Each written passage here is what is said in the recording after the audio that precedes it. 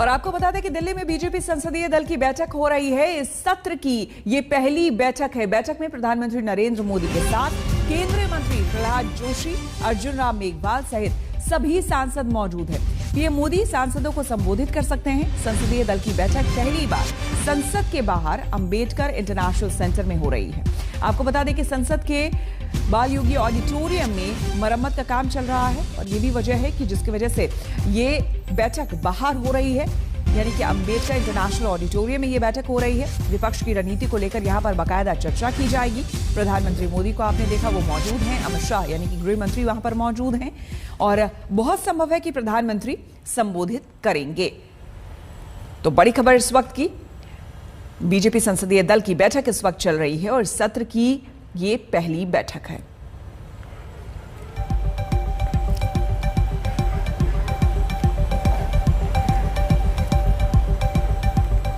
उत्तर प्रदेश में चुनाव करीब आने के साथ चुनावी हलचल भी तेज हो गई है। आज प्रधानमंत्री मोदी गोरखपुर के दौरे पर जा रहे हैं। गोरखपुर में पीएम मोदी 9600 करोड़ की योजनाओं का लोकार्पण करने वाले हैं। पूर्वांचल के लिए ये प्रोजेक्ट बेहद अहम माने जा रहे हैं। गोरखपुर में पीएम मोदी के मंच पर बीजेपी के सहयोगी दल भी शामिल होंगे। अनुप्रिया पटेल और संजय निषाद भी मंच पर मौजूद होंगे। इधर पश्चिमी उत्तर प्रदेश में आज एसपी और आरएलडी का बड़ा चुनावी कार्यक्रम है। मेरठ में अखिलेश यादव और जयंत चौधरी संयुक्त रैली कर रहे हैं।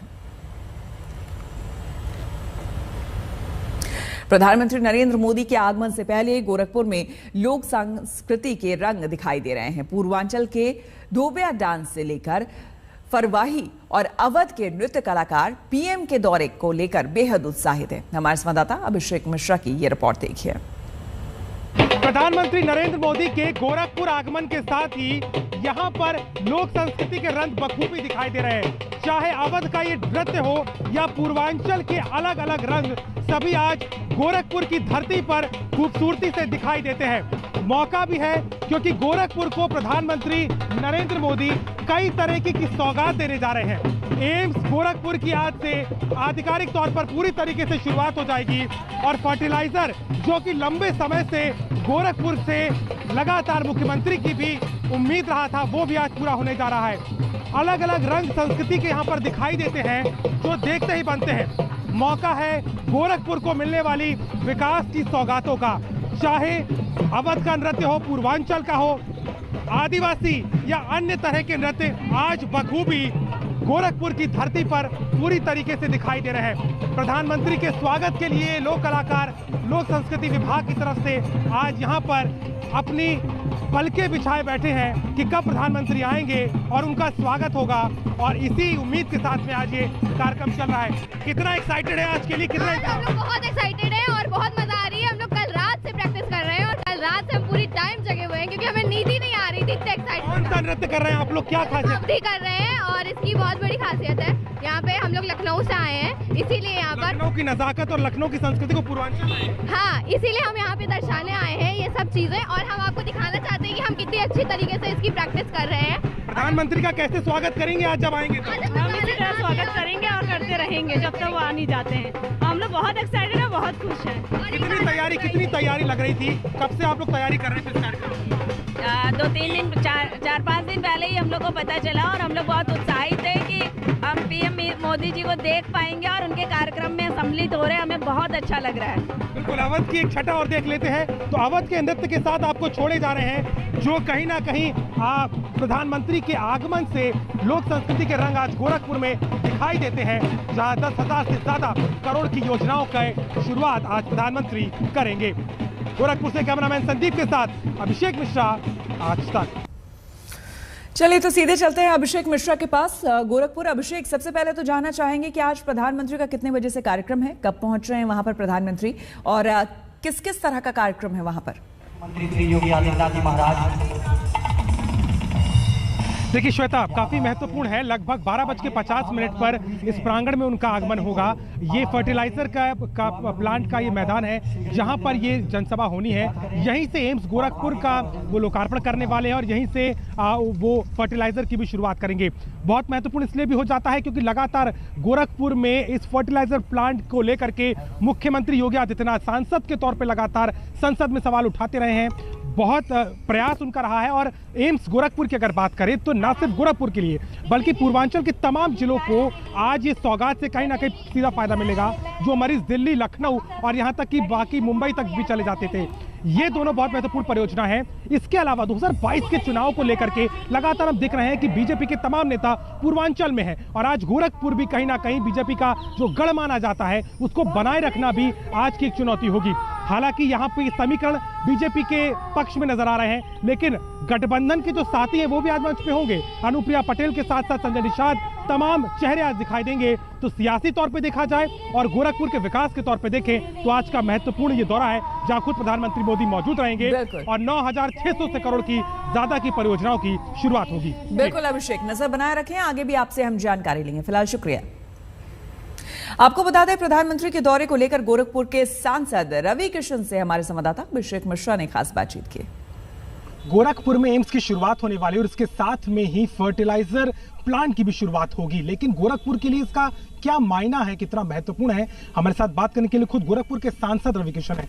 मुख्यमंत्री अभी आए थे, दौरा करके गए हैं। गोरखपुर को 2-2 सौगातें एक दिन मिल रही है, कितना बड़ा माइलस्टोन है ये गोरखपुर के लिए? ये बहुत बड़ा एक ऐतिहासिक कदम है और ये पूरा पूर्वांचल इससे बड़ा लाभार्थी होगा। पहले होता था कि यहाँ के लोग गरीब गुरबा जो होते थे उनको इलाज के लिए दिल्ली या तो मुंबई की तरफ जाना पड़ता, जो बड़ा महंगा पड़ता था।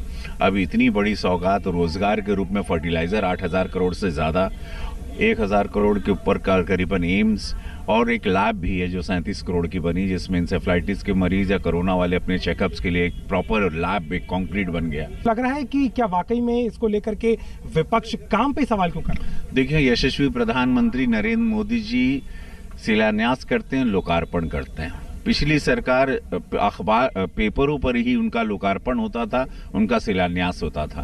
भारतीय जनता पार्टी के कथनी करनी में अंतर नहीं है। केंद्र सरकार, राज्य सरकार, यशस्वी प्रधानमंत्री जी या पूज्य महाराज जी जो कहते हैं वो करते हैं। हमारी पार्टी में कथनी करनी में अंतर नहीं, इसीलिए विश्व की सबसे बड़ी पार्टी है और हमारे प्रधानमंत्री जी विश्व के सबसे बड़े नेता हैं। आपको बता दें कि आज मेरठ में एसपी और आरएलडी की संयुक्त रैली होने जा रही है। रैली में अभिषेक यादव और जयंत चौधरी शामिल होंगे। रैली में सीटों का ऐलान भी हो सकता है। रैली की तैयारियों का जायजा लिया हमारे संवाददाता कुमार कुणाल ने। उत्तर प्रदेश विधानसभा चुनाव और लिटमस टेस्ट पश्चिमी उत्तर प्रदेश। जी हाँ, लिटमस टेस्ट सिर्फ पार्टियों का नहीं है बल्कि गठबंधन का भी है। और एक महत्वपूर्ण गठबंधन अखिलेश यादव और राष्ट्रीय लोकदल के जयंत चौधरी के बीच में, और किस तरीके से इलाके के हिसाब से सियासत बदलती है उसका एक नमूना आपको पीछे ये जो कटआउट लगाए गए हैं उसमें साफ तौर पर दिखाई पड़ेगा।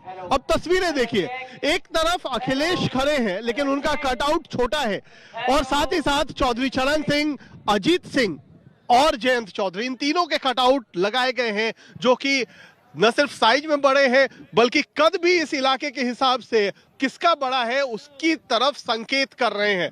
तो ये गठबंधन की शुरुआती रैली है, पहली रैली है और इसमें न सिर्फ नेताओं पर फोकस रहेगा बल्कि फोकस रहेगा मुद्दों पर भी। और मुद्दे किस तरीके से यहाँ पर दिखाए जा रहे हैं उसकी भी एक बानगी देखिए कि जो मंच सजाया गया है वहां पर मंच के साथ गन्ने को भी तरजीह दी गई है। गन्ना बेल्ट कहा जाता है ये उत्तर प्रदेश का, क्योंकि यहाँ से कई चीनी मिल हैं।